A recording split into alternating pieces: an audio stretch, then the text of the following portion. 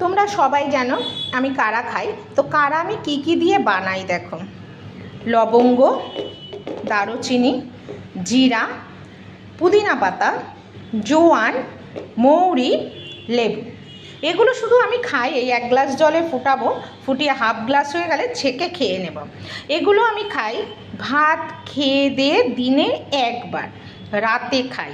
তাতে আমার ঘুমটাও ভালো হয় এবং সারাদিনে যা আগডুম বাগডুম ঘোড়ার ডুম খাই সেগুলো হজম হয়ে যায়, পেটটা ফোলা কমে যায় এবং একটুখানি মানে তুমি এগুলো যদি রোজ খাও একটুখানি তোমার শরীরের চর্বিও একটু কমবে, গলতে শুরু করে দেবে।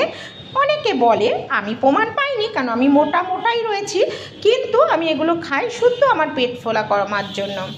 তো কেমন লাগলো তোমরা অবশ্যই বলবে, তোমরাও খেতে পারো, হেলদি থাকবে আর কি, আবার কি।